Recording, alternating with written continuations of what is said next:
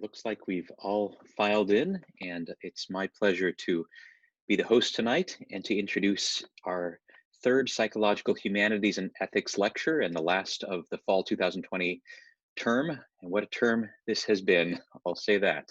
So the structure for the evening is going to be, I'll quickly introduce both this lecture and also the speaker and respondent. They'll take it up from there, and we'll save some time at the very end for some Q&A, and you'll get some instructions in the chat that you can look for in terms of how we'll do that. For those of you that are tuning in for the very first time to this lecture series, the purpose of the series is really to create a type of sustained and hopefully impactful dialogue that addresses enduring questions that are at the heart of human existence, and that hopefully can also expand our language for and responses to human suffering and human potential in the world. That's the heart and soul of what we're doing here. And the core idea is to bring together thinkers and practitioners from various disciplines for the purpose of speaking to salient social issues in more creative and imaginative ways. So, I don't know, technology seems like it might be a salient issue these days. Here we are doing this via Zoom, and so much of our life is mediated through technology. So it seems as though it could be a very useful thing to consider that together with some of the deeper ethical questions of import on that topic. So that's what we're doing here tonight with Dr. Severson, Eric Severson, and Muki Menalili. So excited to be here with you. I'll introduce Eric first and then Muki right after. Eric is a very dear friend and someone with whom I've worked a lot over the last decade and a half. We've written a lot of things together. We've commiserated about the state of our world together quite a bit. He's a fellow Levinas scholar, someone that has actually given me quite a bit of guidance and mentorship over the years with regards to how to bring Levinas to bear, in particular on the field of psychology. It's rare that you see a philosopher actually doing that crossover work, and Eric is one of those few and has been quite a gift to me in that process. He earned his doctorate from Boston University a long time ago, so the competing institution down Commonwealth Avenue. We'll forgive him for that for the moment. A decade before that, received an MDiv, so he is one of these people that, again, lives in the cusp of multiple different types of disciplines and dialogues. He's currently on the faculty at Seattle University and teaches here at Boston College as well, and is one of our beloved faculty members too. Some of his books, the one that's going to be coming out just this next year is Before Ethics, and tonight's talk actually is somewhat derived from one of the chapters in that wonderful book, and so I'm looking forward to getting a preview of that. Levinas, Philosophy and Time by Duquesne University Press is another one of his just amazing, groundbreaking works. And there's a lot of edited volumes he's been a part of as well. We've done a few of these together, Memories and Monsters, Race, Rage, and Resistance in the Wake of Trauma, and a few others. So just delighted to have him here tonight. Every time I hear Eric talk, I feel as though I walk away a little bit more electrified around things that we should be worried about, things that we should be bringing ourselves to in very creative and hopefully more morally rich ways. So glad to have you here, Eric. And Muki will be Eric's respondent. I've had the pleasure of working with Muki over the last few years, teaching together, doing some research projects, building programs. And this year he'll be co-chairing the Psychology and the Other conference with me. Very excited about that. He's a great mix between being an incredibly playful human being and also a unique interdisciplinary mind. Get this will capture that. Received his degree in civil engineering from Loyola Marymount University, moved on to get a theological pedagogy degree from University of Notre Dame. After that, of course, because he wasn't done yet, had to get a master's in theological studies as a dual degree alongside of his clinical social work degree here at Boston College. So if that's not a restless soul who's seeking truth and trying to do good in the world, I hope that captures something. Muki's now, after he's graduated from these things in private practice and also an active researcher in a morality lab on Boston College's campus. And if that wasn't enough, he is a chef, a boxer, a personal trainer, and is going to open up a tea shop in his later years on the West Coast. So there you go. So I'm going to hand it off now. Eric, please take us into this journey. Thank you, David. The title of my talk is The Golem, Ethics and Technology, but I want to open with a few words of gratitude. First of all, to David, thank you for the kind introduction. I'm thankful to the Lynch School of Education and Human Development at Boston College and to the Psychology and the Other Institute for the invitation to participate in this important lecture series. I also want to thank my generous friend, Philip Cushman, for inviting me into the incredibly fecund legend of the Golem, which is the centerpiece of my lecture today. This is a legend that belongs to the Jewish community. It's part of Jewish culture and history, though it points to issues with technology and ethics that I think relate to all the world. So I take up these stories under Phil's guidance with reverence and with gratitude. The ancient Jewish legend of the Golem takes many forms, but the epicenter of the folklore appears to be medieval Prague, currently the capital of the Czech Republic. In the Bible, most obviously in the book of Psalms, the word golem simply means a shapeless, formless material. A set of legends arose in the 16th century, however, about the magical ability of some rabbis to form a kind of animated clay humanoid that could come to life and protect the Jewish community. In 1580 in Prague, the chief rabbi, a man by the name of Judah Loew, heard rumors about an impending pogrom targeting his community. Pogroms, as you may know, are organized ethnic massacres, an old and vile tradition in parts of Eastern Europe and Russia. For hundreds of years, powerful groups have turned with genocidal and anti-Semitic violence against Jewish communities. These attacks might be most famously expressed in Nazism, but their long history stretches back 1,500 years and involves unknown thousands of deaths and incalculable suffering. Rabbi Loew had no army to fight the impending pogrom, the violence, nor did he have a powerful feudal lord upon which he could depend to protect his people. So the rabbi drew on a last resort mystical practice, walking down to the river of Vltava and shaping clay into a giant golem, a humanoid helper that he called Joseph. Then, through a series of secretive prayers and incantations and rituals, Joseph was brought to life. This hulking creature moved immediately to their defense, powerfully protecting the Jews from attacks and preserving the lives of an oppressed community. The golem is created by human hands. It's a technological invention, a tool formed and deployed for a particular purpose. My lecture this evening takes the legend of the golem to be a cautionary prelude to modern technology's ethical implications. The history of technological developments are grim. They're full of violence and exploitation. In addition, advances in technology have reliably, across history, tilted resources and safety towards powerful institutions and people already in positions of privilege.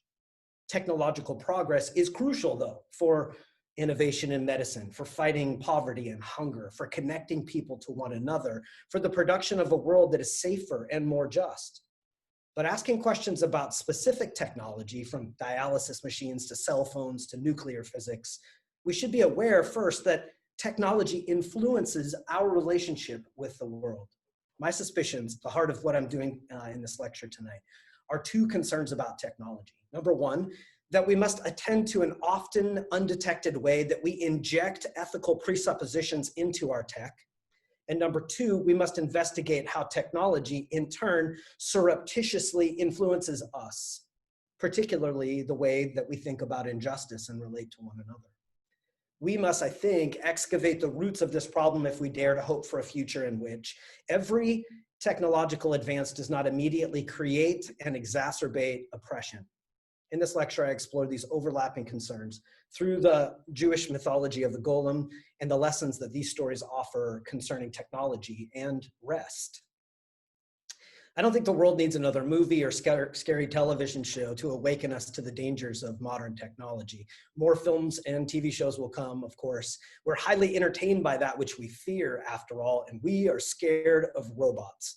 Attempts to think seriously about technological advances like artificial intelligence have led to dire predictions about our contemporary world. One of them is this book by Amy Webb.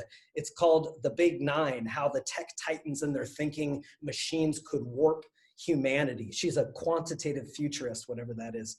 In her doomsday scenario, which Webb believes we can avoid if we'll heed her warning, there's a quiet genocide at the hands of AI-driven nanobots that we cannot see, as we are powerless to stop them from invading our bodies. Webb joins a chorus of voices that have anticipated our doom at the hands of technological advances and monstrous enemies. Beneath her alarmism, Webb is talking about a worrisome problem. Machines may someday wake up with dangerous results, and it's important for companies and countries around the world to proceed with caution, with an awareness of the dangers that technological advances.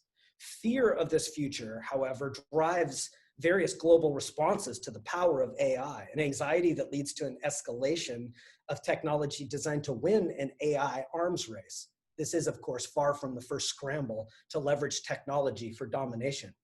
As with all the others before it, the fear of losing this race will often justify any collateral damage caused by winning it. Awareness of these dangers is a good start, but we're going to need ethics to help make sense of the overwhelming number of options for thinking and acting on technological issues. Before ethics, we need to consider deeper issues at work in the relationship between humanity and technology. I don't set aside these frightening problems of nano weapons and missiles and such, but I seek to excavate a serious problem that exists, that underlies all of modern technology. Technology has a logic of its own, a mode of thinking and being that influences those who make use of it. And I reflect on the Jewish mythology of the Golem because these legends wrestle directly with the morally ambiguous logic of technology. If we're going to think ethically about tech, we must evaluate that logic that we use to create and deploy our machines. We can also learn from this story, I think, crucial lessons about how our technology trains or teaches us. Among the problems that I want to identify this evening is the fact that technology teaches us to be restless. We can shudder in the theater at the all too possible futures that unfold in the Matrix or the Terminator. We can also fear with Amy Webb and company the grave dangers that AI and other technologies present for our future global life together. However, the noise and the drama of these threats may hide a problem that lies beneath. While we wring our hands about the terrifying possibilities of AI, the everyday work of technology continues to steadily reinforce the structures of oppression. Technology is most dangerous because it pretends to be neutral, unraced, ungendered, unbiased, unsullied, colorblind, and therefore innocent. As Ruha Benjamin argues in her book, Race After Technology, she calls it the new Jim Code. It's the employment of new technologies that reflect and reproduce existing inequalities, but are promoted or perceived as more objective or progressive than the discriminatory systems of a previous era. Jim Crow laws, at least, were at least somewhat explicit about their racist logic. As support for discrimination is written into the coding of our tools, though, the sources of and solutions for injustice are sometimes frustratingly difficult to identify. The problems remain visible, though, and obvious, statistically undeniable. Educational inequality, wage gaps according to race and gender, police brutality, environmental disasters that target persons of color and oppressed communities. Discrimination can be made illegal, but these injustices will remain unmoved if they're supported by the logic of our modern tools. Modern science and the technology that it created evolved from the European era called the Enlightenment, a time that gave us René Descartes, Thomas Hobbes, Immanuel Kant, and many of the other founders of Western philosophy and ethics. These thinkers emphasized the importance of objectivity, individualism, and neutrality. And their work has deeply influenced a wide range of modern fields, including the sciences, technology, psychology, and medicine, overtly and covertly repeating the assumptions that technological tools are neutral by default. They're not. Excavating the roots of modern technology does not constitute a rejection of those tools.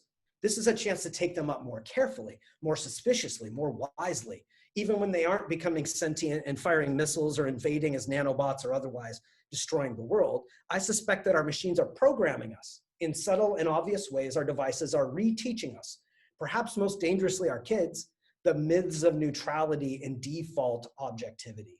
Ironically, our technology is therefore teaching us how to be human with a philosophical and ethical leaning that is profoundly concerning.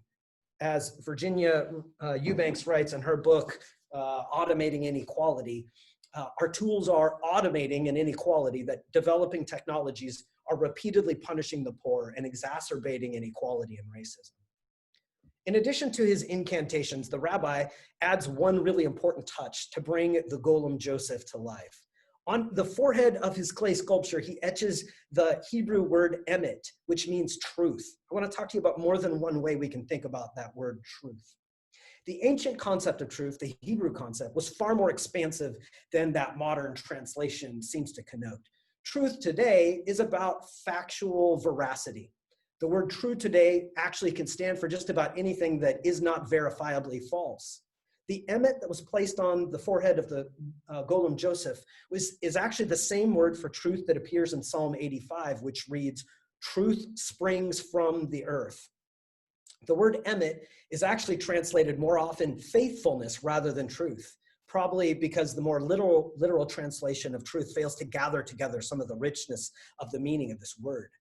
The emet on Joseph's brow was an emergent, faithful truth, an organic truth, emblematic of crops yielding produce, or seeds pushing out of their shells, fruit blossoming on the branches of trees, and corn stalks reaching for the sky. The emet on Joseph's brow was an emergent, faithful truth, an organic truth that we can see happening in the physical world around us, moving up from the earth. The truth of the material world pushes here towards its maker, towards the heavens. In the Midrash, which is a collection of rabbinical teachings and meditations on the Torah, it's suggested that the very structure of that Hebrew word, it has a solid base of the letters, that it actually looks like the very foundational concept of truth that it is. Truth here, this word emet, it's not a property of words, their falsehood or their veracity. To be true here is to be solidified to the earth, to emerge from the elements faithfully oriented towards goodness, towards God's goodness. Truth is therefore not something one tells, but a way of being a creature, a manner of having flesh. Truth grows like a seed from the ground. We should note here the stark difference between truth as it's presented in the Torah and other modern scientific understandings of truth. Modern truth is packaged up for transferability, uprooted from the place and time of its origins. The roots for this mode of thinking are from the Latin linguistic tradition, represented by the word veritas, a word from which we get words like verify. For Latin speakers, veritas insinuates correctness, frankness, clarity, accuracy. For something to be true, it is this inflection that we use. It's supposed to be universal, synchronous, and rational, and verifiable. Emet, on the other hand, indicates truth that's rooted in a particularity of a place and a time, an earth and soil, faithfulness to the ground from which it springs. Truth as fact, veritas, has little regard for these components, comes from above, from the universals. There need not be a conflict necessarily or a binary separation between these two forms of truth, emet and scientific truth. Oftentimes they'll work in tandem or agree with one another. Perhaps more frequently, though, there will be overt differences between truth as faithfulness and truth as fact. To the person looking for emet, the portable and transferable truth of veritas will feel cold and alienated from reality. To the person looking for veritas, the Hebrew notion of truth, and by the way, the Greek one too, which I don't have time to get into, aletheia. These forms of truth are messy, they are earthy and conditional and open-ended and vague. The difference may be subtle or it may be cataclysmic. Inasmuch as the world finds itself deadlocked on ethics and on what is true, what is fake, what is biased or subjective, we are wise to explore and raise awareness of epistemic diversity. People know the world differently and find truth according to different modes of thinking about what makes something true. To state as much as not to conclude that veritas is inferior to emet or that one is right or wrong. To seek the truth in the mode of veritas is to look for that which can be extracted from the ground, taken away from its origins and still mean the same thing, like a diamond taken from a mine. It doesn't matter where the veritas comes from, it's true wherever it goes. A diamond is a diamond wherever you take it. Likewise, the truth of an isosceles triangle, important geometric shapes for architecture, this is the same no matter where it's drawn or built or contemplated. This approach to truth is good, but it's intoxicating. It synchronizes and stabilizes a world full of overwhelming diversity and chaos, but it also ignores all the forms of truth that might emerge in the particularity of lived situations and bodies in communities. Who first realized that parallel lines never intersect? The answer is a trivial answer. What matters is that we know it and that we can design our world according to that verifiable, Veritas truth. Before I return to the story of Rabbi Lowe's Golem, it's important to point to the relationship between modes of truth and economic production. In the Latin mode of truth, goods can be commodified. If goods can be commodified, they're superior to those that cannot. That which springs from the earth for a farmer can be exchanged for money. And money is useful for universal purposes, purposes other than what you can use a vegetable for. It's difficult to pay an electric bill with green beans. Once the beans are traded for money, the money becomes truer than the beans, more verifiable in more places than the beans. Money is the beans with all the particulars distilled away. The diamond that's carried anywhere means the same thing regardless of where it came from. There's an updraft to this way of thinking, which carries people away from the land and toward the high rise, away from the farm and towards Wall Street, away from the beans and toward the cash. In her beautiful book, Belonging, A Culture of Place, this one here, Bell Hooks writes of the importance of agriculture for Black Americans, particularly in the southern states. She identifies the poisonous idea of racial uplift, which encourages Black folk to emulate the culture and the habits of affluent white people. This force pulls people not just away from the land, but also away from organic and interdependent spaces of solidarity and healing. The veritas of hegemonic power lies in money, in this thing above us all, in the control of production, in the consolidation of power. For Hooks, resistance, solidarity, and healing are possible through what she calls, quote, a restoration of our relationship with nature, unquote. This is not principally about learning to grow vegetables, but it's about resisting the alienation of the productive process, about power and truth that emerge not from above, not from the almighty dollar, but from the ground, from the local community, from the faces and bodies of people around us, the earthy places of communal connectivity and responsibility. The legend of the golem is agrarian. It's organic and it's earthy. He springs from the clay and he returns to the ground when his work is done. At times he even works as a farmer, though Rabbi Lowe's golem was called into being for the Emet of protection. He was also asked, and he faithfully stood guard against the mobs. And another interesting thing about that golem, he would grow in size and expand to meet the size of the enemy that he had to face or had to defend them from. He was kind and gentle. He was organic. He carried my son Luke loves the game Minecraft, and they have golems in Minecraft. And the golem in Minecraft always carries around a flower, a gentle beast. Some legends make him a helper around the farm. He had to do things like pick up boulders and move them out of the way so that crops could grow. He would lift timbers and help put houses up. It's very important, though, for the golem Joseph to be deactivated before the sun went down on Friday. This was the beginning of the Jewish Shabbat, Sabbath, and the humanoid was not to work on the day of rest, a point that I will return to in a few minutes. To deactivate the golem, Rabbi Lowe simply had to erase one letter from the word Emet, the aleph, the first letter. This erasure transformed the word Emet to its opposite, the word met, which means death, inertness, stone. Here again, we find truth very different when it comes in the form of Emet. The opposite of veritas is falsehood or lies, but the opposite of Emet is inertness, stone, deadness. The golem is animated by this aleph, but it's not a toggle switch. Aleph animation frames truth as that into which the golem is to grow, like a strand of DNA, informs the future shape of an organism. Emet technology grows toward the good of suffering people, toward the flourishing of the farm, toward the nourishment of the village. The truth of the golem is found here in the activation for others. All other uses of the golem lead to unlife, to withering and to death. The golem is a paradigmatic technological creation. It rises to meet human needs, like all tools we make, rise to meet our need, and then they're formed and deployed. The golem takes the shape, though, of the community that forms it and retains it. He's made of local mud and materials, and always is made of that. The golem's power is not hegemonic, it is localized. It is in the community. The labor of the golem, therefore, is not a commodity that can be bought and sold to other villages, a contribution to the safety and security and stability of his own society. His existence as a technological advancement does not point towards unlimited power, wealth, violence. The golem is a technology of another order. He is Emet tech. He points instead towards flourishing, protection, safety, and peace. If he is used otherwise, things really fall apart.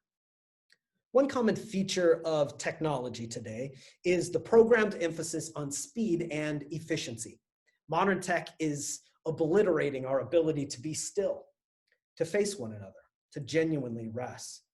Designed for efficiency and refined to eliminate as much waiting as possible, these tools eliminate the very context in which their logic might be questioned. This sounds like a contradiction, right? The dishwasher saves time. Shouldn't I be able to use that time to think more carefully about the work that I do? Or a phone call. It's much quicker than walking several miles to deliver a message, and a text message is even more efficient.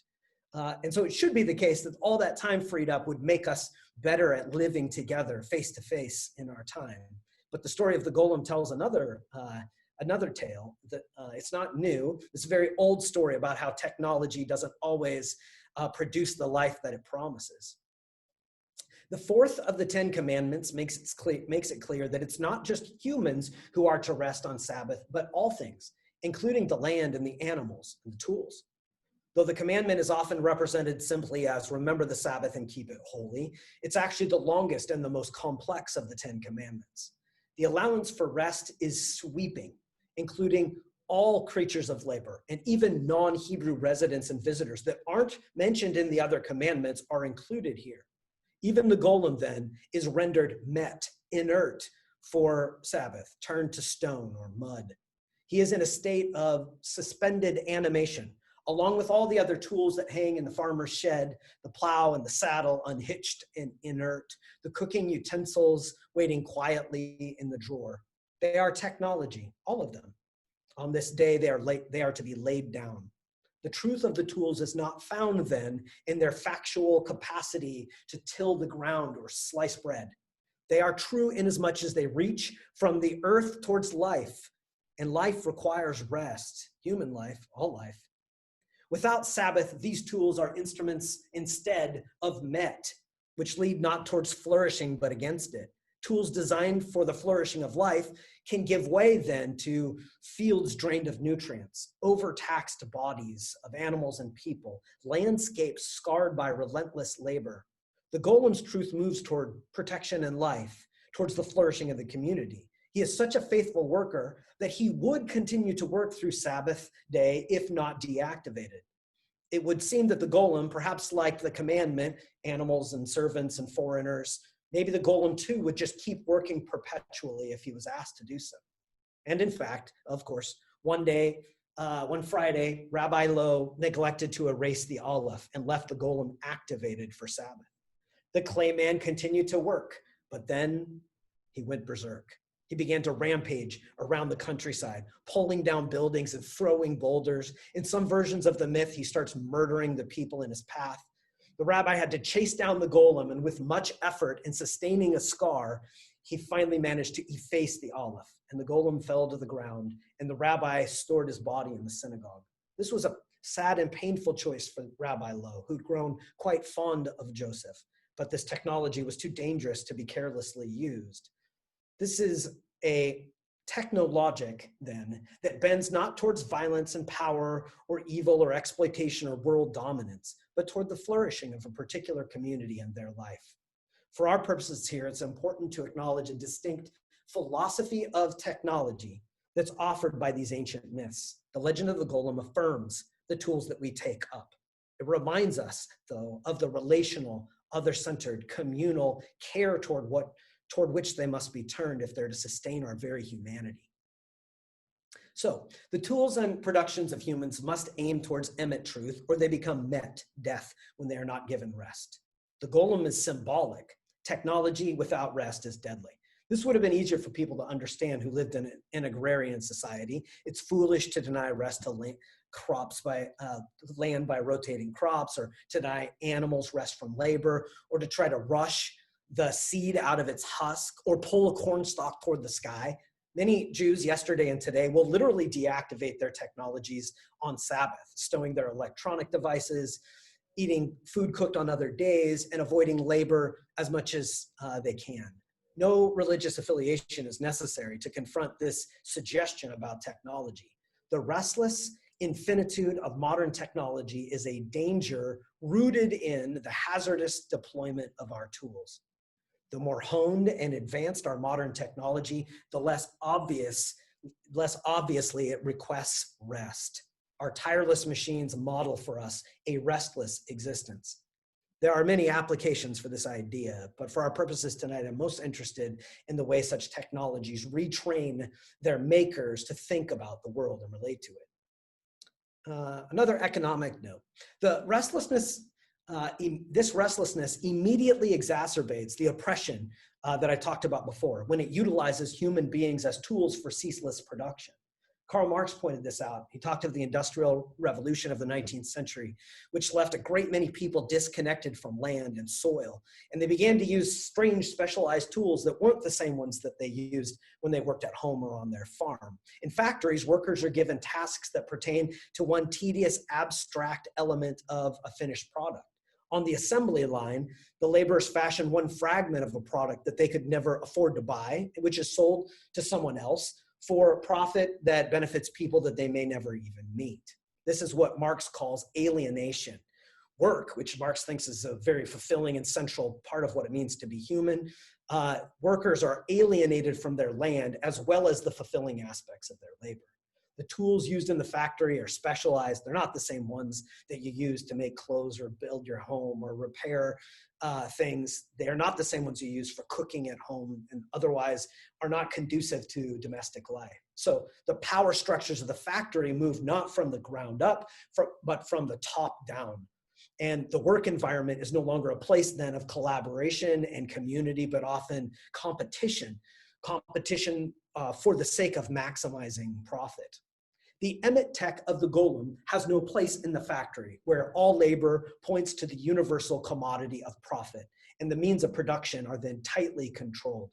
There is one Veritas, one truth, and it's money. We must be aware, of course, our most common technological tools are made in factories like those, and their programming matches their programmers. They move ceaselessly and restlessly toward infinite wealth and power, and they promise that happiness and well-being will reside in that journey.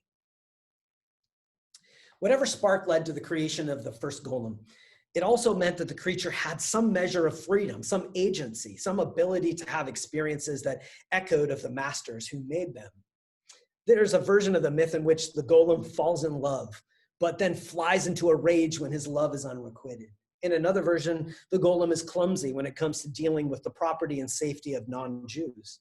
In all cases, the golem is seen as a kind of temporary and tentative technology to be used carefully lest he do more harm than good.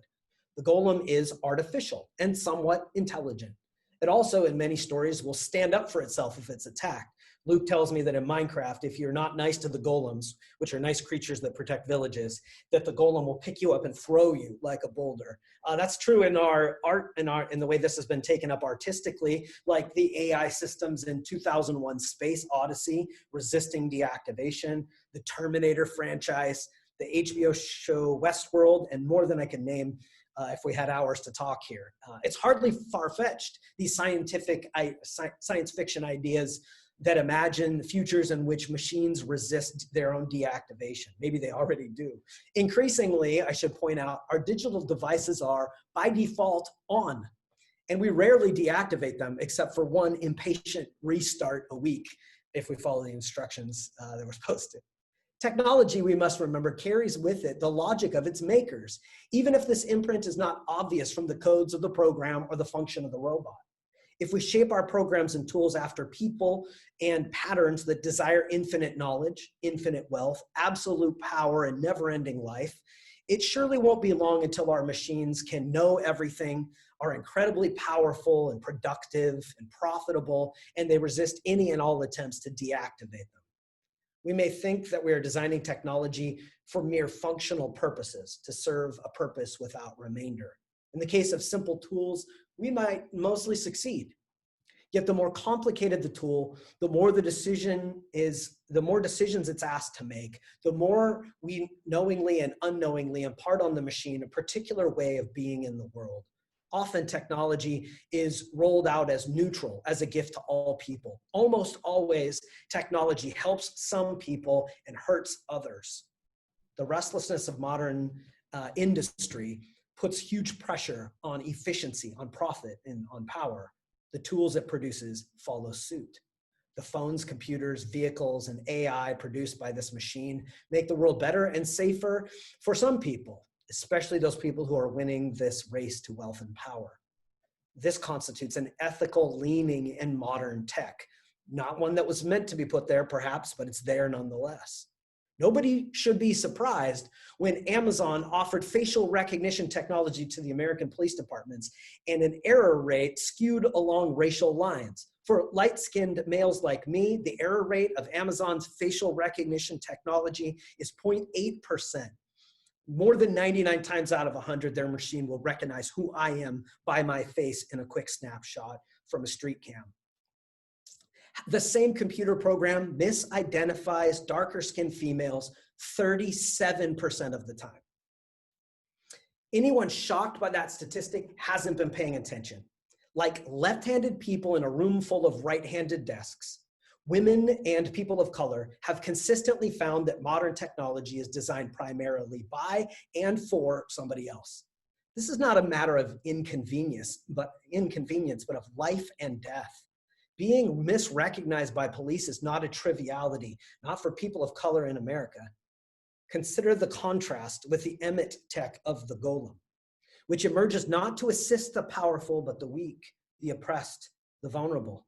Some of the rabbinical legends serve as warnings against the attempt to convert the Golem's earthy and protective power into hegemonic expression.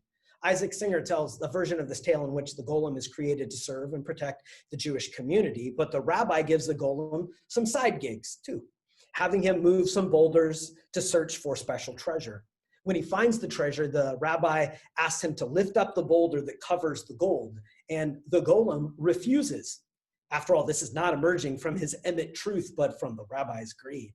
As soon as he realizes he has successfully disobeyed or refused a command of his master, the Golem gains his sense of autonomy and independence, and he just sets out on his own, destroying obstacles that are in his way, falling in love, and challenging the powers of the world that he encountered. The line that was crossed by the rabbi and Singer's cautionary retelling is greed.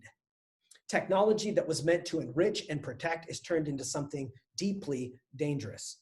The rabbi in the story already had everything he needed. Gold would just provide him with resources to make him superior to his neighbors. Here, too, technology turns from Emet to Met, from life-giving work to death. We see in the rabbi's choice to pursue gold treasure a significant change in the work of this technology, an attempt to rewire work that was for the people to different ends, for privatized wealth. This is an effort to beat plowshares into swords. The capacity of the Golem is a farm. He's built to serve and protect and preserve.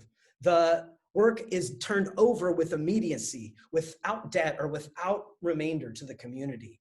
Money, on the other hand, creates a gap between the work and the enjoyment.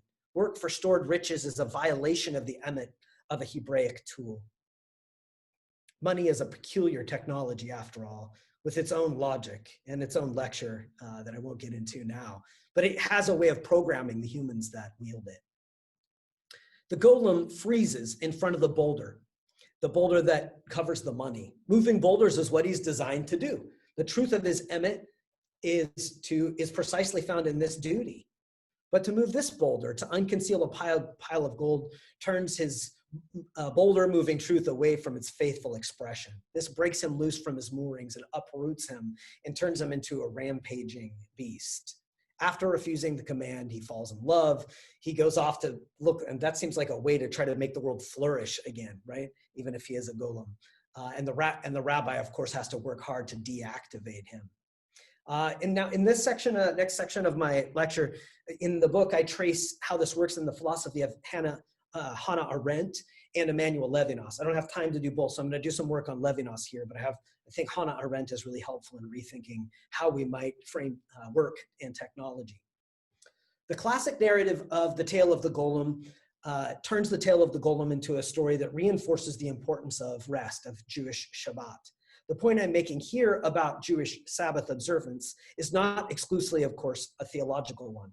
For help in thinking about the relationship between technology and ethics, I want to turn to Emmanuel Levinas. He was a Jewish philosopher who often incubated his philosophical ideas in his religious writing and then delivered those ideas in the framework of secular philosophy. For Levinas, we are inclined to encounter the world through a framework given to us by the competitive, survival-based logic of being. Like other animals, we humans find ourselves gathering the things around us to ourselves. The objects we encounter in the material world are sights and sounds and objects and food and experiences. They're taken from the world and into the self. This consumptive, appropriative mode of being in the world is this consumptive, appropriative mode of being in the world is likely to make us see other people and their suffering as episodes in the more primary story and experiences and needs of the self. For Levinas, the instinctive original disposition of human persons is for the self. If Levinas is right, then the Sabbath suspends this egocentric activity. It pauses the technic process of productivity. Sabbath refuses labor, even the labor of a horse, in order to provide meaning to the whole of the week. It is in this mode of rest that we can see the momentum of our tools, which pull us away from one another and toward production. One problem that develops during the work week is the conversion of human relationships into something instrumental in order to make money. The world is full of suffering, after all, some of it caused by the profiteering under which I labor, and some of it happening alongside me as I work. Either way, for the one who labors, the other person is rendered oftentimes a peripheral concern. This can even be the case in helping professions. Physicians can treat patients like science experiments. Teachers can treat their students like material to be molded. Social workers can treat clients as cases to be cleared and filed. Levinas questions whether philosophy has any grounds, however, to deem the other person any less important than the self. Is the suffering of a poor child less important than a rich one? Does a Black life matter less than a white one? Our societies are structured as though this is the case, however we might speak of democratic equality. Levinas is proposing something that hegemonic systems cannot tolerate: the authority of this person, the one before me who suffers, to question all the systems and forces that oppress and marginalize her. More than that, the suffering of the other person appears for Levinas to be something that exceeds and confounds understanding. Is the pain of the other person truly subject to my understanding? For Levinas, it is not. And this means that philosophy has a real problem when it tries to justify the suffering of other people. In fact, Levinas believes that the otherwise objectified world of material things is broken open by this encounter with the face of another person. Here in the face who suffers, particularly, the human being encounters transcendence, something that exceeds and confounds knowing in the objectified sense. The truth of the other person is not something to be known or possessed, the Emet of the other. It's not something available for Veritas. The event of encountering the suffering of another person takes then not the form of knowledge or even understanding principally, but of responsibility. The article that exposed this racial bias in Amazon's facial recognition system, that came out in 2018. Very clear, scientifically showing just how bad this system was. Amazon, of course, resisted calls to disable their system. Instead, they just promised to get work adjusting their algorithm. It was only after the 2020 police killing of George Floyd and the global response to systemic racism in law enforcement that followed that Amazon finally suspended temporarily the use of this system by law enforcement. Meanwhile, day after day, the suffering of people whose faces were misrecognized by the system was dismissed as an error or glitch. Modern technology operates first in service of the dominant class. Any suffering this creates for oppressed groups is tolerated because the tech serves the systemic structures that made it possible.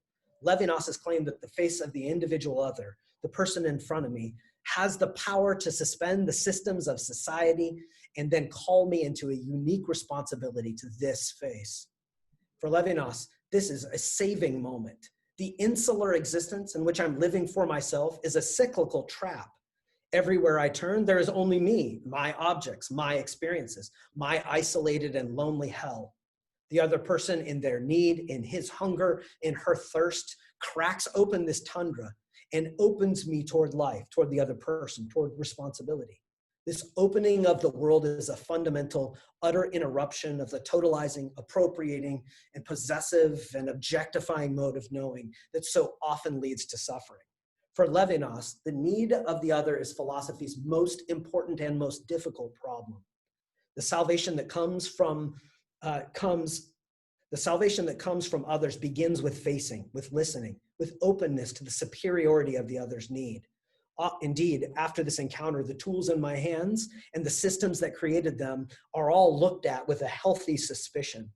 Our technology, with its presumptions of innocence and neutrality, is complicit in the racial inequalities that it steadily reinforces. The face of the other person makes us aware of this.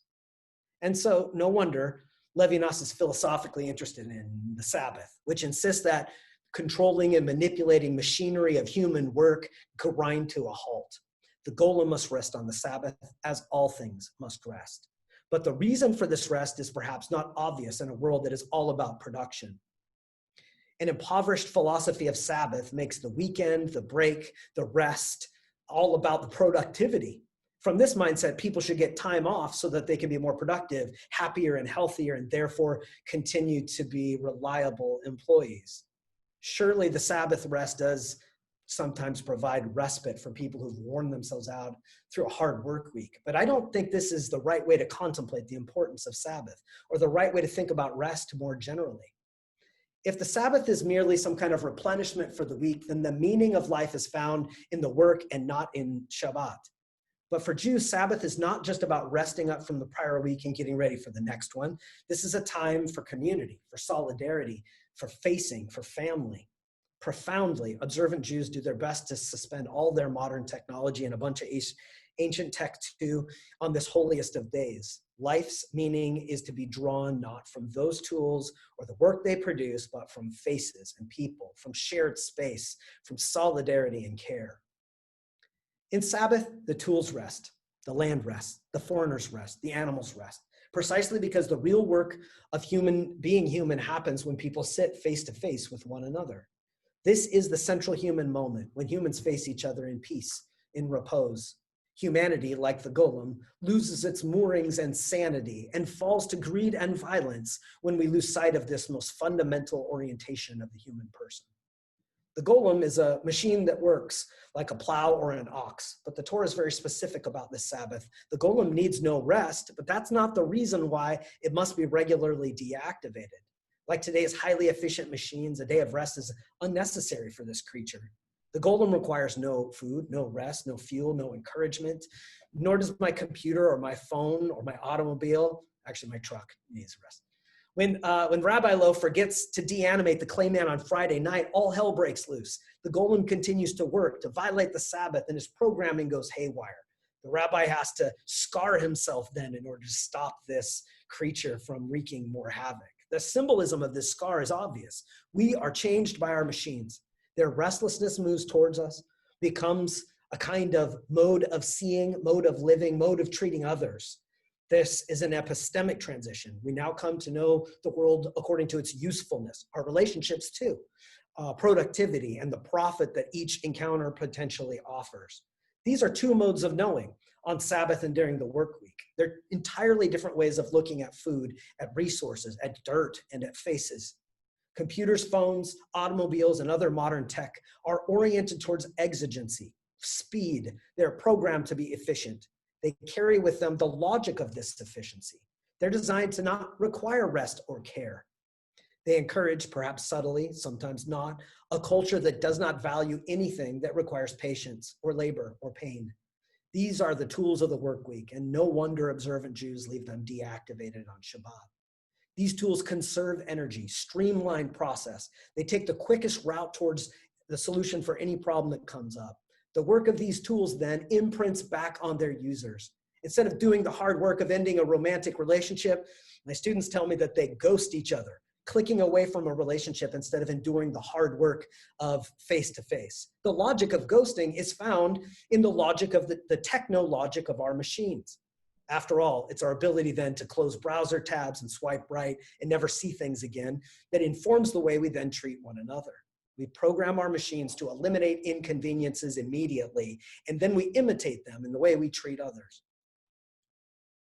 Perhaps there's some future world that lies in front of us in which our technological creations turn against us and make us pay. This is certainly the stuff of good stories, but the real point of the Golem is about our relationship to one another, to our work, to our art. The crucial aspect of Sabbath is not merely a religious tradition, but a fundamentally human one. It hardly needs to be said. People find their gazes pulled to their phones and their computers and away from the faces of others. People walk past suffering in the streets, staring down at little mini computers. A Sabbath attitude toward technology is not a Luddite rejection of tech. It's a reminder of the incredible and surreptitious danger hidden beneath these modern tools. They pretend to be our digital assistants to make our lives better. They gladly work all hours at our beck and call. They're more sinister, but their more sinister, if unintentional purpose is to teach us how to relate to the world that we use in order to photograph, these tools in order to photograph and describe and interpret. We do not need our tools or our machines to disobey us or throw boulders at us for us to take seriously what they do to our lives. For all of the wonders and advances of technology, we are fascinated by it. We don't tire of looking at what our hands have made, the shapes and forms we've created, and the incredible usefulness of technology in our world. But as much as technology mesmerizes, it also distracts. It captivates our gaze and it controls our faces.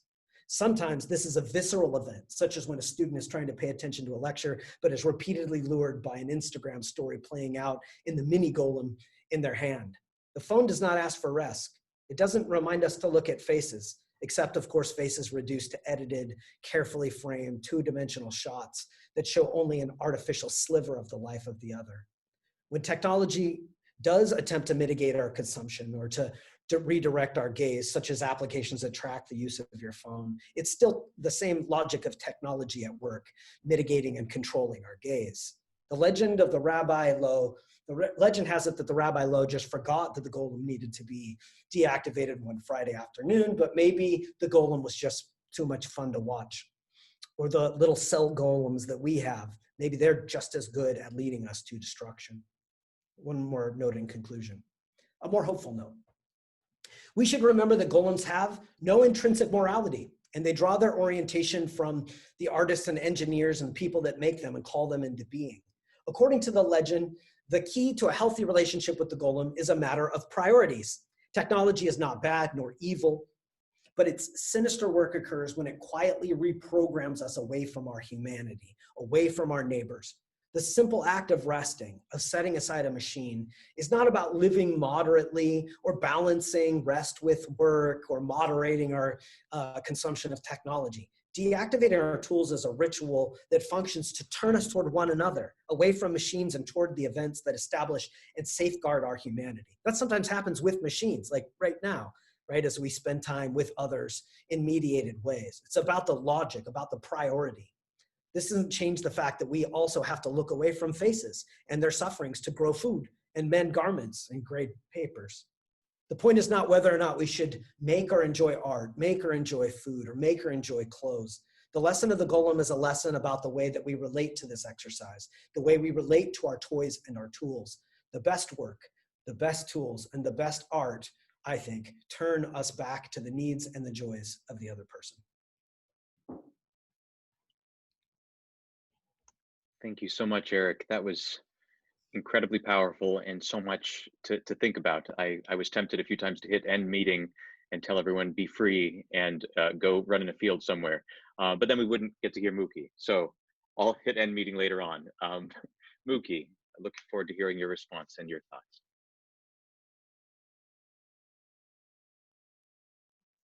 Yeah, wow. I'll begin with a quote. Even the most perfect of golems risen to life to protect us, can easily change into a destructive force. Therefore, let us treat carefully that which is strong, just as we bow kindly and patiently to that which is weak. Everything has its time and place. Rabbi Lowe. It's an honor to be here with Eric and David and you all in the faceless mask behind this screen of the Golem. It's an honor to be able to respond to a great philosopher as well as a dear friend and mentor. Eric has deeply shaped how I read Levinas and other thinkers, and more importantly, influence how I practice and teach as I face another person. I'm sure you all can resonate with the gift that he has given. I hope to amplify three themes in this line of reasoning. First, Emet, as it relates to research psychology and to students. Will, as it relates to philosophical psychology and patience. And rest, as it relates to Levinasian ethics and you all tuning in. Like each of you tuning in, we are each responsible for balancing many hats in this crazy year in society, hats which seem to continually be infused by the logic of technology. The seemingly ubiquitous Zoom audio-visual tech allows us to host this event. And later, YouTube for those watching in the future, which is kind of a strange thing to give voice to right now as we record. Hello, future people. Additionally, the very English we utilize in this conversation, right? Language itself is also a form of techne, a form of gestell, a form of inframing. Framing with a logic that can either open or constrain our thoughts to and with each other. You know, this doesn't even scratch the surface of technology pervasive in our work, home, studies, and other aspects of life. From frames of linear regressions and Markov chain Monte Carlo methods, the tomes of knowledge and books, to palliative care technology, respiratories that mediate breath, telehealth services, to FaceTime that allows me to read Tagalog books before bedtime to my much younger sibling on the opposite coast, to the many hands, machines, and vehicles that send a package to greet family on their birthdays. Technology can either harm and or help in encountering the other who hopes to learn, to be cared for, and to simply just be with. There is no substitute in tech for life itself, nor for the will to do good. Yet through technology, good could be done. But as Rabbi Yuda Lowe and Eric reminds us, great harm could also be done. For example, do I log on to social media to actually connect with old friends? And or do I stroll mindlessly to fill time and appease another desire? Additionally, we must ask, focusing on the impact rather than the intent. Is technology utilized to make things easier? And as Eric reminds us, easier for whom? Is tech utilized to make things more accessible? Accessible for whom? So let us take Eric's invitation to think a bit deeper about the golems in our life by way of Emet, will, and rest. A quote to start each section, because you know Eric's work is just so rich. A quote from Eric's work: for Latin speakers, Veritas insinuated correctness, frankness, and clarity. For something to be true in this inflection is to be available for universal, synchronous, rational verification. Emet, on the other hand, indicates the truth rooted in earth, in place, in time, in faithfulness to the ground. There's a richness here to unpack as Eric calls us to grapple with the epistemology of what we value as true, and therefore what we value as good. So let's explore this from a voice that typically gets privileged as true in our society, research psychology, and to think deeply about the students it serves.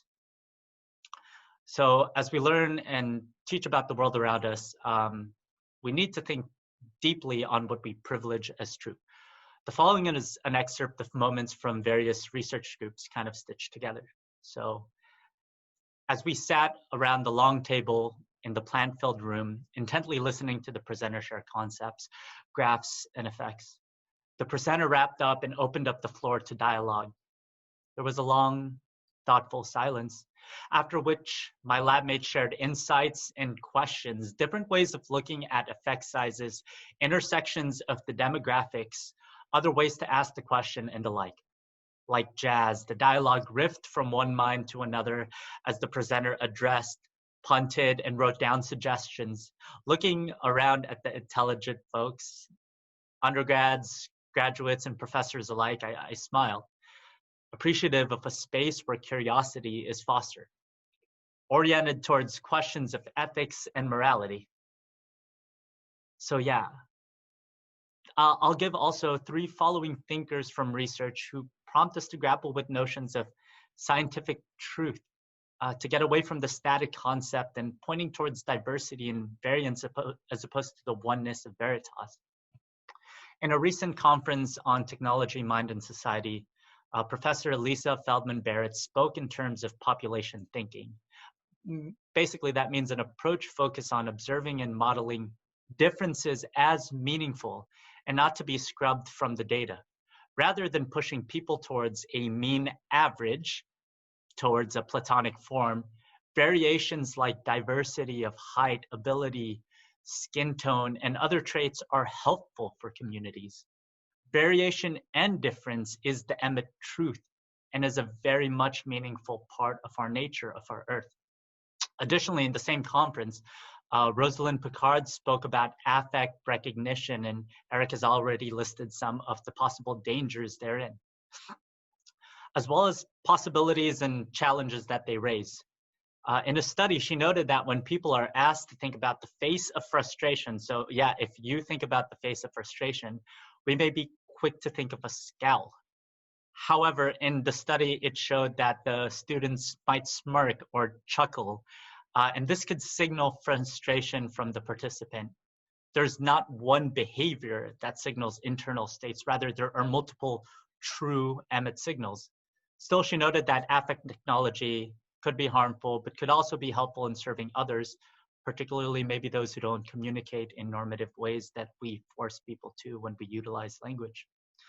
Particularly, finally, Richard McElreath, who teaches Bayesian statistical modeling in the Max Planck Institute in Leipzig, had some interesting notes.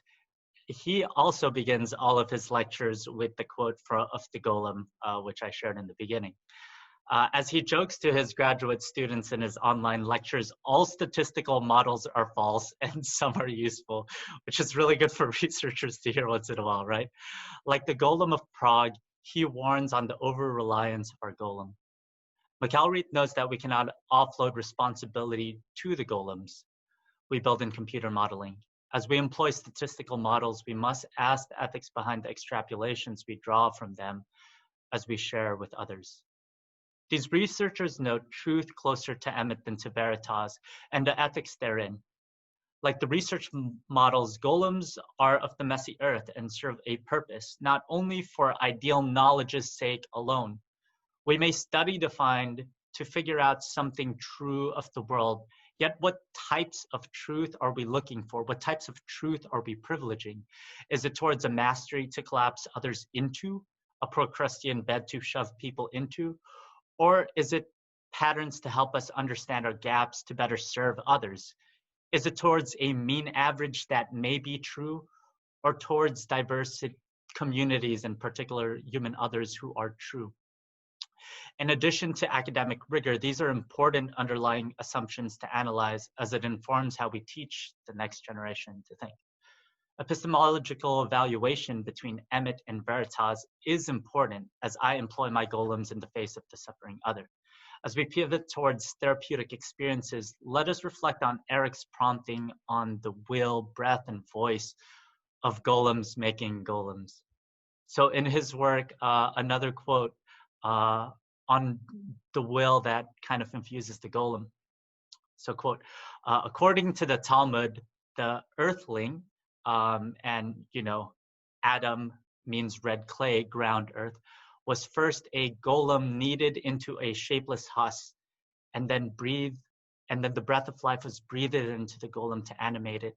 The notion of the golem does not typically refer to the original creation story, but to human beings imitating this act of creativity. The Golem is an early example of robots making robots. I kind of chuckled at the point there. This point also has to be reflected on golems as an extension of will that we imprint upon them, the emet that we put on their forehead, but also how they may reverberate and imprint back on us, as Eric has said. This will be the thickest portion of my response, so bear with me. Let's explore the second point by adding voices from philosophical psychology, and more importantly, promptings of the human other as a patient. So continuing the first reflection, the emet of the person before me in therapy invites me to grapple with notions of will, of breath, of voice, and from what orientation my golem should be coded towards. For example, an excerpt from my therapy notes. As I sit in my therapist rocking chair with tomes of knowledge in the backdrop of my Zoom to signal knowledge or something like that, I listen into the experience of the person sharing their sacred stories. As I pour myself a cup of tea and hear their stories being poured out, I could quickly find myself beginning to sort the person, to cut up their narrative, stitching together their symptoms and reconfiguring them into categories I have chosen. However, I catch myself as the patient cracks a joke and smacks me back to the human person in front of me.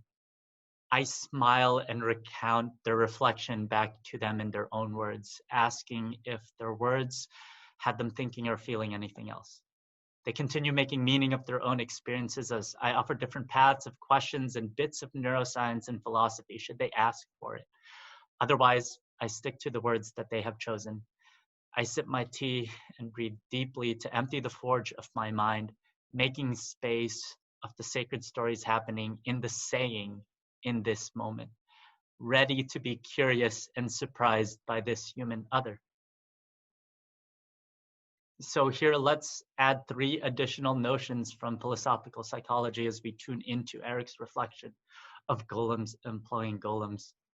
First, from philosopher Emmanuel Levinas, who notes that the human other escapes the concepts of my mind. Here's a long quote.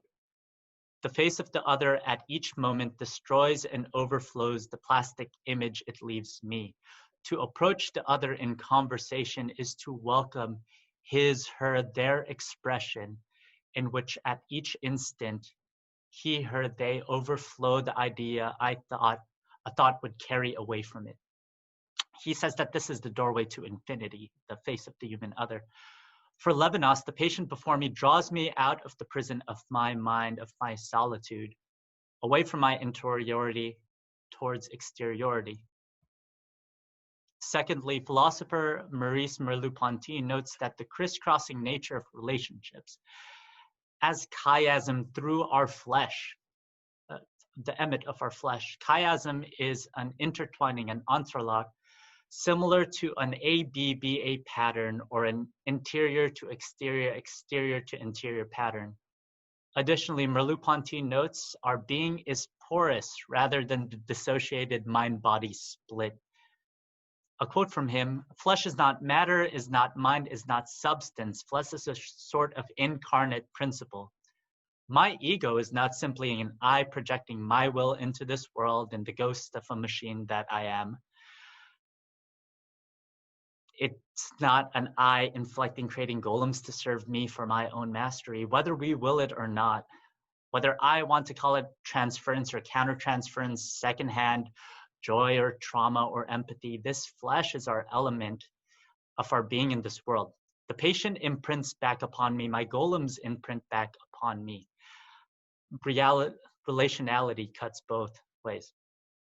And finally, psychologist Viktor Frankl notes that we are drawn to a will to meaning beyond solipsism of the self. Unlike Freud's pleasure principle or Adler's will to power and goals, Frankl notes that the human person is first and foremost meaning-filled creatures. This is not just philosophical musing for him, but out in reality, in the emet of the earth of the world. A quote from him, I wish to stress that the true meaning of life is to be discovered in the world rather than within one's own psyche. As though it were a closed system, it denotes the fact that being human always points and is directed to something or someone other than oneself, be it a meaning to fulfill or another human being to encounter. Recapitulating both Levinas and Merleau-Ponty's points, my work and my golems are oriented towards, not towards my own self, but hopefully in the service of others. As Eric notes, technology, we must remember, carries with it a logic of its makers, and even this imprint is not obvious from the codes of the program or the function of the robot. For as I labor and draw my finite breath, orient my limited will, and utilize or not utilize my voice, I will employ my golems to do the same. If I prize and value control above all else, my patient notes, diagnoses, systems, and tools will follow suit. If I prize driving the bottom line and productivity above all else, our golems again will follow suit and imprint back upon me, getting what I intend to measure. In a reverse dark alchemy, life force can be transmuted into profit margins. However, if I prize the value of the individual person before me, hopefully, our golems will be oriented towards that as well, until they run amok. In another form of alchemy, hopefully my life force, my breath, not only breathes an Emet into golems, but towards other human beings around me through our labor. Hopefully my final breath like the root of the word psychology or suke, spirituality or spire, like the gift inhaled into the dust of the earth and exhaled before we return back. This breath, I hope we may carry a will to do good for others, an ancient will not of our own, to empty out my own and hear the voices of the poor and the marginalized. Towards what will, voice, and command do we orient our golems to? And I mean us and our tech. We conclude justly with the notion of rest and ethics, and even with technology, our responsibility to our neighbors. So a final quote from Eric: technology is not opposed by the Sabbath. It is the day which consecrates the work of the other six. Even after its rampage, the body of the progolem is laid to rest with sacred ritual. The meaning of technology bends not towards violence or evil or exploitation or world dominance, but towards the flourishing of human life. We end with Eric's powerful conclusion in this chapter on the golem. To echo forth the very same invitation to rest, we'll keep it brief, and provide pauses and reflection on our own roles as audience. So let's explore this final topic with an ear towards the day of rest as a responsibility to the other. Building on notions of Emet through living diversity and the extension of a will to serve others, I invite you each to recall memories that surface as I call forth the following. Perhaps unlike what we're doing now, when's the last time you were able to, close your laptop and set aside the computer, phone, emails, notifications, and got to enjoy a meal with a loved one, whose face kind of surfaces for you there? Rather than spinning concepts about a person and or fears of what a person might say in your mind, when was the last time you bore your heart, shared a cup of tea or bourbon, and had a heart-to-heart with a dear friend you haven't reached out to in a while? Rather than easing into the comfort of control, when have you been derailed from your scheduled routine plans or jarred out of your music or podcast listening by the voice of a friend saying hi, or a beggar asking, or even a stranger? When were moments when you were able to experience life in a meaningful way? And what is a life worth living for you and for those whom you are responsible for? Eric reminds us that Sabbath is also restful, but first of all about communities facing one another. In Sabbath, the tools rest, the land rests, the foreigners and animals rest, precisely because the real work of being human happens when people sit in peace and repose. Our smartphone golems are set aside because they have the ability to attest our gaze and diffuse the uncomfortability of looking into the windows of the soul of the other. It is precisely this why we must rest from work, not merely to go back to work the next day, but to gaze at Emet, to gaze at the truth of each other. For Levinas, this is the saving moment. Rest and the other are interruptions ruptures into the timeline of my own. It's not about understanding or mastery, but transcendence beyond myself, rather than merely thou shalt and thou shalt nots, as if commandments are rooted in the I. Ethics on this level is rooted in the responsibility of community and the call of the suffering others. In conclusion, we are human beings. Ve'anoki afar va'efar, who is but dust and ashes. Our golems mediate our help or harm, even as we intend them for assistance in navigating this world. As many thinkers have noted, we should be wary when we believe that we have complete mastery over the golems, the world, and more importantly, each other. Indeed, we should think deeply on the place of Emet, will, and rest as we fashion tech. What logics have we infused into them, and for whom are they serving? For in the end of it all, you and I will rest. Dust and finite breath is the Emet of our lives. From dust we are, and to dust we shall return. Tech and golems may append our timelines and imprint back upon us, though no amount of tech can erase the truth of our finitude and flesh. And yet there is something beautiful about this. Of music in a small beach bar, the smell of fish tacos wafting through the air, and the taste of beer shared with friends, of deep sighs in a therapy room, sniffling of tears, and the thinness of the veil as sacred stories and memories are unpacked by another, of wide-eyed amazement in a classroom, echoes of question asked now and long ago, the desire to grapple with our finitude, our prejudices, our morality, and our ethics, of laughter in a flyaway shuttle stop, the embrace of tiny hands of siblings amidst the over-encumbered weight of luggage, weight of the heart, of warmth of bread broken and shared with and for others, of life broken, shared with and for others. For as I suspend the hopes and judgment, I am surprised by the variation in the data set in society, and by the curiosity of the students in front of me. As I rest the diagnosing forge of my mind, I hear my patient's voice in their particularity and surprising stories. As I take a pause to breathe and ask my golems to do the same, I encounter reality. Rather than the ideal Veritas of what I want it to be, I encounter the Emet of the world as it is, and the real needs of the others I am called to serve by an ancient voice. Ameas me, pasque oveas meas, secere me. Thank you, Eric, for these enriching promptings, and thank you all for thinking more deeply in technology with us. Thank you so much, Mookie, for taking us even more deeply and I would say far more personally and across the different domains and scope of the, like you said, the hats that we wear and the many places that we find ourselves inhabiting and what this looks like. So thanks for inviting us more deeply into that. We've got about 10 minutes left, and I see two questions that have already come in from the audience that are quite excellent that I'd love to pose. If you have other questions, please feel free to send them in as well. I am frightened we probably won't have enough time to get to them all, but that's okay. So let me start by posing this, and Eric and Mookie, feel free to tackle it as you'd like. The first one comes from Jonah, and it says, how do we think about balancing these two conceptions of truth, the earthy, nuanced, embodied truth, and the strictly empirical, factual Veritas in our current era, where this line has been not so much blurred, but in many ways displaced altogether with unreality, with innuendo, with conspiracy theories, which seem to stand opposed to either conception of truth, especially in light of the fact that this current atmosphere has evolved precisely as a consequence of the spread of certain types of technology? That's such a great question. Thank you, Jonah, very much. Eric, you're still muted. Oh. Am I?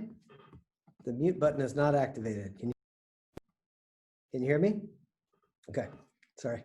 Thank you, Jonah. That's a really great question. It's a little bit like standing in a field full of mud or sewage and like holding a sponge and thinking, well, what do I clean up? Like, what do we do now that truth has been turned into this sort of abstract and eventually subjective reality? So now conspiracy theories run wild. It doesn't seem like there's any way to like bite back against this mess or fight back against the way that truth is being tossed around through news and fake news and the accusations of bias running in every different direction. And this is it's a huge problem. It's part of what I have in mind in this chapter for sure, to try to ground truth somewhere else other than in that game. However, it's hard to, I don't have a simple answer to Jonah's question. I would say that if we learn anything from this Emet way of thinking about truth, that it is less concerned with having the right truth that you can broadcast to the whole planet, rendering it in statistics in a way that'll convince everybody.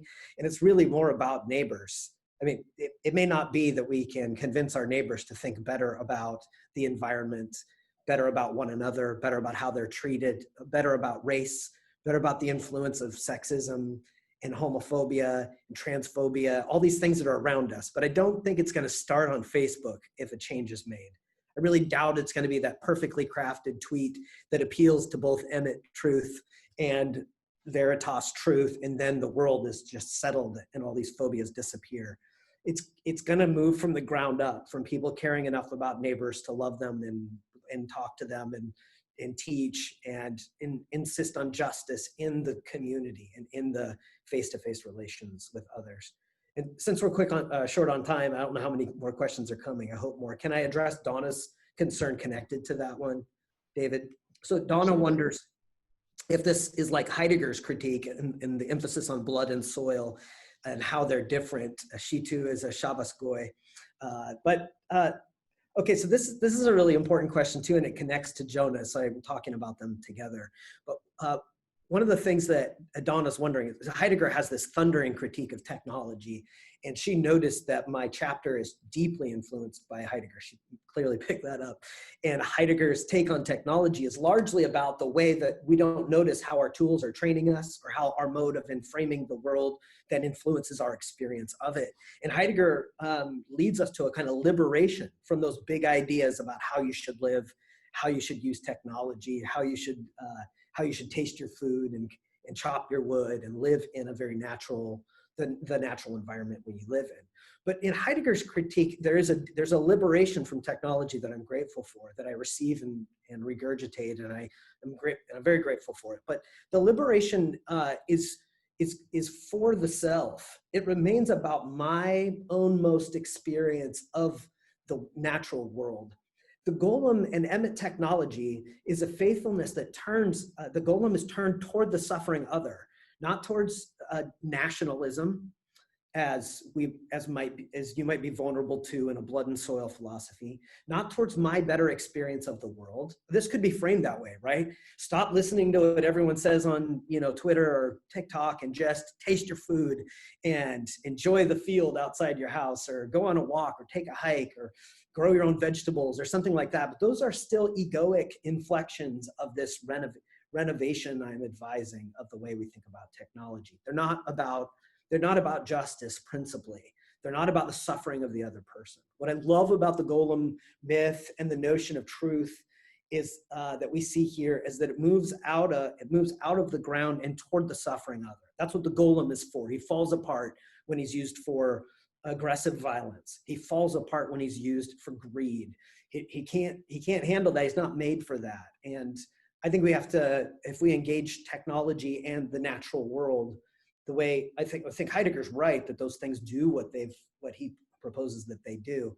But at that point, I like the Golem treatment of technology better, because it points in a direction besides back at some kind of unique, authentic experience of my life, and it points to justice. It points to the face of one who suffers. It points me back to the problems of racism and sexism and homophobia and transphobia and ageism and a range of other oppressions, which are a part of the world I live in. I find in the faces there. Technology should be moving to address these things. Instead, they're repeatedly deployed in ways that end up exacerbating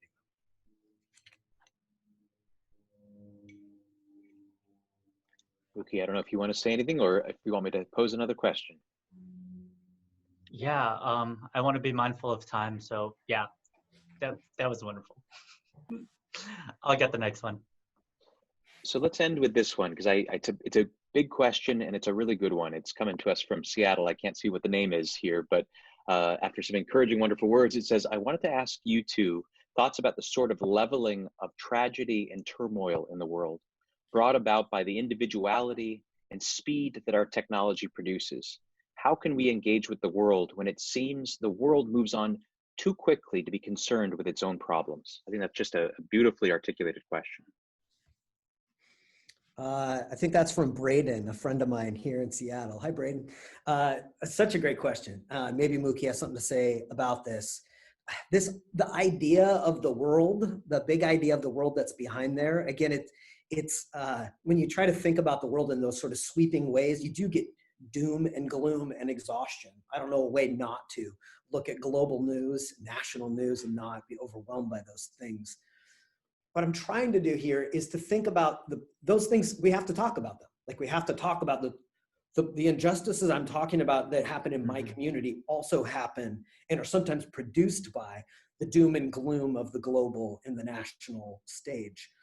What I'm trying to do in this chapter, and with this emphasis on technology moving from the ground up, is to not leave us hinging our existence on the way the media or whoever tells us what's in the big picture is telling us about the world. Like the place where my humanity,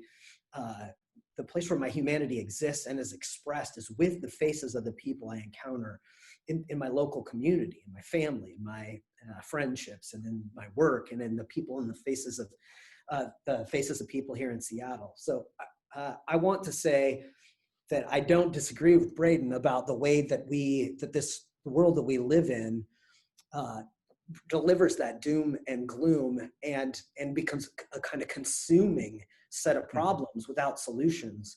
But I think there's hope in the face of a child. I think there's hope in the face of a person whose needs maybe we can bend our technology in favor of instead of against.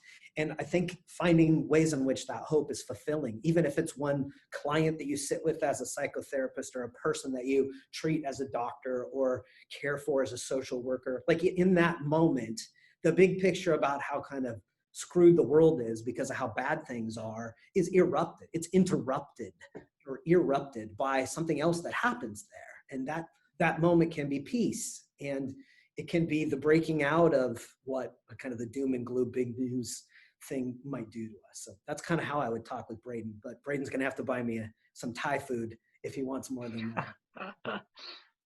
Yeah.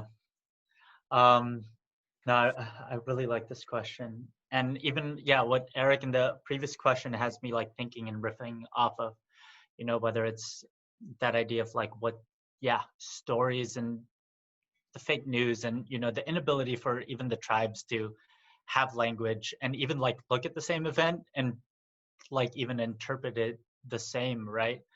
I think one of the markers might be that porousness that Merleau-Ponty was talking about. Like, does the narrative before me kind of draw me, out of myself? Right. Even Maslow at the end of the hierarchy of needs notes to transcendence in his later work as, beyond actualization, right? To move beyond the self.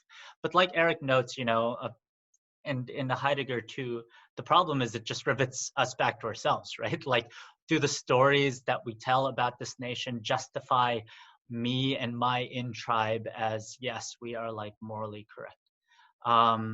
And I think the ability for us to dialogue and to look at the truth of, when we walk out of this place and when we encounter people who are asking for bread, those are our neighbors, regardless of what belief systems we might employ. How do we utilize our technology to begin to bridge the gaps of the injustices that we have created in the society? Whether that is the racial differences that is affected by facial recognition, right? To even how we utilize our resources for enjoyment when other people are in need of those resources, right? Like, I think, yeah, the speed of the golem is, and I think this just kind of goes to Eric's point at the end of the chapter, we'll need that Sabbath day. We'll need to take a day to really look at the eyes of the other and not think of the answers we need to give, but just like we did today, what questions and what needs do they have? And then we will hopefully passion our golems from that space. Well, we are there. We're at time. Thank you so much to our speakers, Eric and Mookie, and behind the Golem tonight, Lillian, who has run all of our tech. So thank you, and have a wonderful evening. Thanks for joining us tonight, and many blessings to you all. Take care. Thank you. Bye, everybody.